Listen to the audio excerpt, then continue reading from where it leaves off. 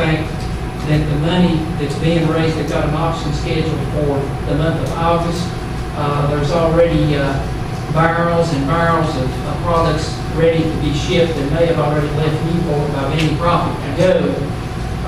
And due to the urgency of the fact that the people of Haiti could well use the money, I would like the council to consider waiving the rule that the council does have in a policy concerning this and be able to accept them to have this because of the urgency.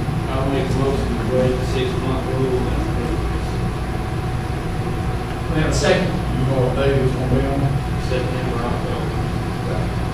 We'll get a date on it, I'll second.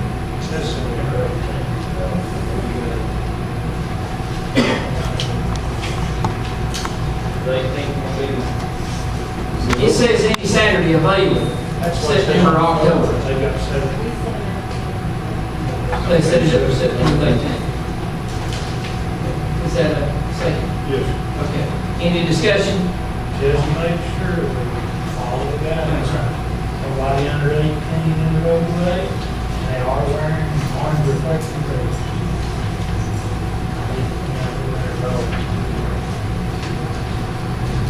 Al, you see to it, won't you? He's gonna be in charge of carrying out. Comments from citizens? We didn't vote on it?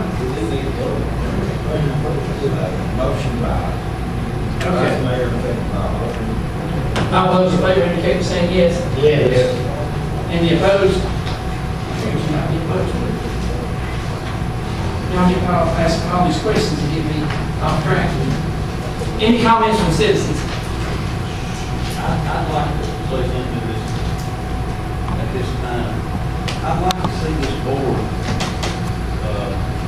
in the next few weeks, I'd like to encourage this board to set up a workshop that we could discuss some of the drug issues that they're having inside the city limits, some of the thieving that's going on, and ways that we can support our police department, support whoever it is we need to support to get some of these issues addressed. I'd like to put it on the radio. I'd like to invite the general public. I don't know that, a neighborhood watch is, I don't know what the answer is, but if we don't do something, we're losing day by day. People stealing, carrying off your stuff, people selling drugs, and I think it's a big issue, and I think it's one we can address. We can probably address it without throwing a lot of money at it. It's just, I think it just needs to be brought to the attention of council and attention of the general public and see if there's not something we can do about it, because ignoring it hadn't worked. That's a good idea. I want to have a workshop. Why don't we let Scott and the officer kind of check with everybody by phone? That's fine. Work within everybody's schedule, when we can work that out. Is that okay with everyone? Right, so, and then get with Maurice and James. Yeah, I'd like for Jimmy to do it, because I've talked to Jimmy as well. Can you all coordinate that for us? would you like it to be in the town hall format? That would be really, that would Yes. be real good. That would be real good. Just this Saturday, in broad daylight, at Lucy, this girl, these people came in, and in broad daylight with the camera shining on them, they moved on the rest of them, broke in this girl's car, stole her radio, her pocketbook, had everything she had in broad daylight. I agree with Luke, something needs to be done, and I don't know why, but I'm a firm believer in capital punishment. If the United States murder, if 12 people says that they're guilty, I'd say they're put them before the Supreme Court. And that's what I mean, that's not this. Well, there was something similar happened at the city park 2 or 3 days ago. A girl, they broke her car and stole her money, and they were apprehended. They pistol whipped somebody good as my license. 7 days. So, I mean, another one is, I know that, see, as long as people get away with it with no repercussions, I mean, and the fact that the repercussions maybe gonna come a year from now, they're gonna do a lot of damage in those 12 months. We don't think that, I mean, when I looked at the paper and saw that on the front paper, I mean, all the work that Don's doing up there, all the work that Sherry's doing, the work that Veridol's has done to promote Top County, I mean, that can go down the drain in about 30 minutes when on the front page we've got, you know, hauling somebody out of their house on an ambulance journey.